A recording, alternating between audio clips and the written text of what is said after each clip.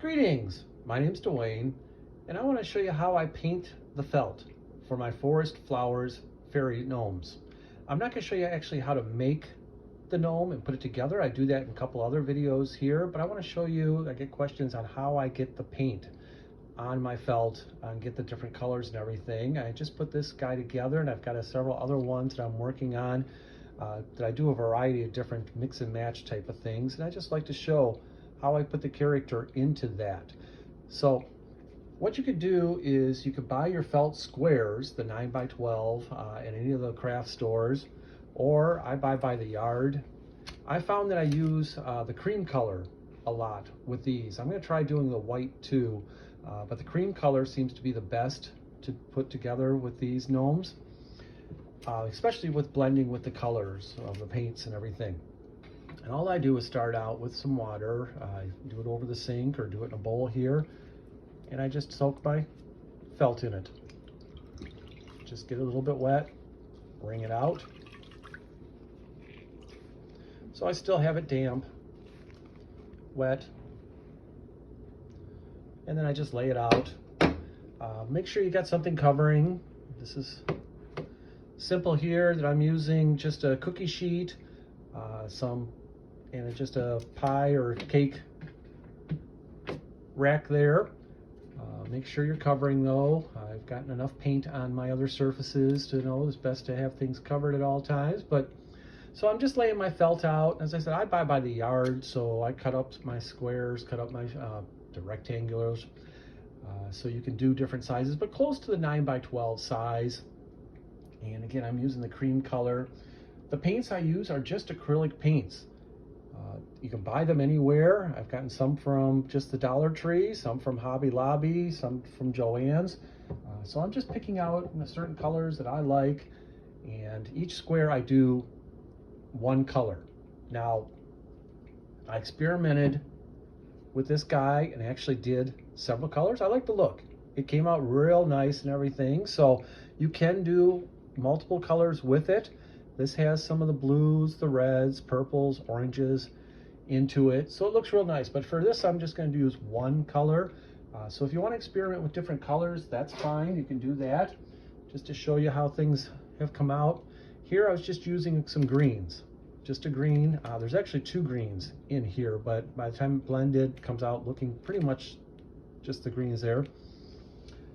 This has, as you can see, a couple different colors to it. So we're going to see how I can make the gnomes from that. And you can see some real dark patches too. So you can either use the one side where it has the dark patches, and they're pretty much about the same on each side. So sometimes you get some of the same, but you're going to be cutting out your different patterns in different places. So you're getting a little variety of different colors involved there.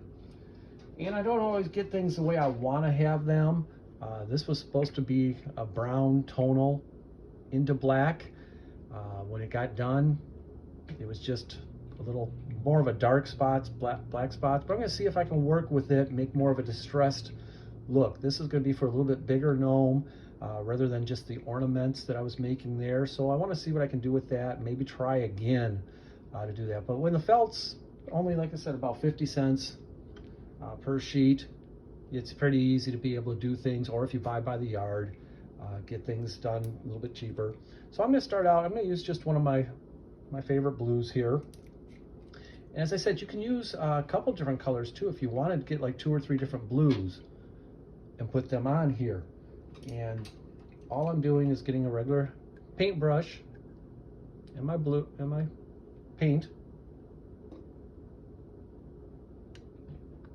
and I'm just dabbing in spots. There's no set place that I have to have it. My pattern, I can put my pattern anywhere on it. I like to go a little bit to my edges, but I know when I'm doing my body's going to have a curve to it, so it's not going to be straight across the bottom edge. So some of it I'm going to just have come off the edge, and I'm trying to leave space in between, because what's going to happen is that's going to spiral out as you put more water on it and bleed out. And it doesn't matter if you want to go with more of a bigger spot in places, longer line, you can do that. There's no right or wrong to it. I've had people say, well, they don't think theirs came out as well. Well, it doesn't matter. Well, the biggest thing to do is just to make sure that you have space available between. Don't try to fill the whole space. So even something simple like this, because even if I try to make a design, I tried that before in that green one I just showed you, once I add the water to it, it just sort of bleeds into it. But that's fine too, because I'm cutting shapes out, cutting things out. As I said, I'm just going simple with it, trying to leave enough room, trying to get some paints on there so I cover. Now on some of my other instructions, I've shown where I've put it at an angle to let it run down. Here I don't want to do that.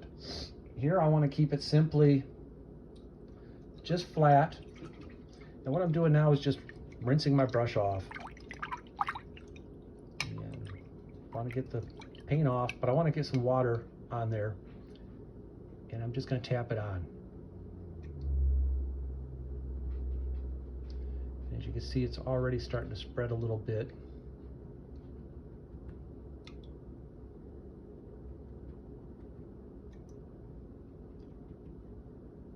And I go around each spot and just tap it, because I don't want that real thick, paint spot sitting there. But by having water on it originally and by adding water to it, it'll spread out. As it dries, and even, you're getting your brush a little bit of water on it, you can add a little bit there. But that's why I want to have those clear spots, because it's going to spread to those spots. Now again, I'm not putting it at an angle or anything like that by tilting it up so it runs down or anything. What I want to do is just leave it flat, and that's what I'm going to do, is leave it flat. Actually, what I do is I usually do this first thing in the morning when I get up, and I'm going to get ready to go off to work here in a little while, so I'm going to leave it sitting while I'm off to work. So it's not something that you just do and then start working on your gnome. It is going to take a little while to dry. I usually leave it just sitting out till the next morning. Make sure you find a place that nobody's going to get into it. If you have the time and you have a nice sunshiny area, we're sort of in the colder Michigan weather.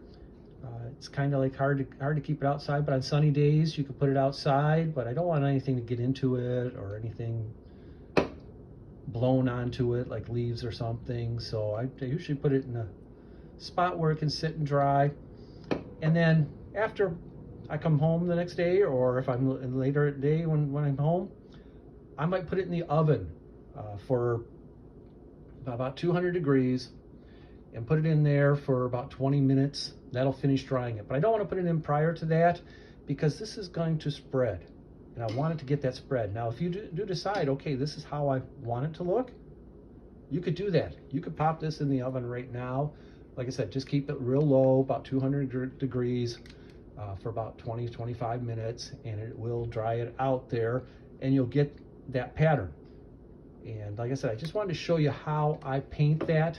Not that I'm going to show you how to put the gnome together. I do that in a couple other videos there where I put together the gnome ornament or the Woodland Wizards. You can check those out, but this is simple how I paint it. What I normally do is I'll do a couple of these just on a sheet here, and then put another one next to it and work on just another color. So that's simply how I do that. I'll show maybe in another video how I cut out the pattern from there, because you can see it spread, and then we'll make a gnome from there. Everybody have a great day. Thank you.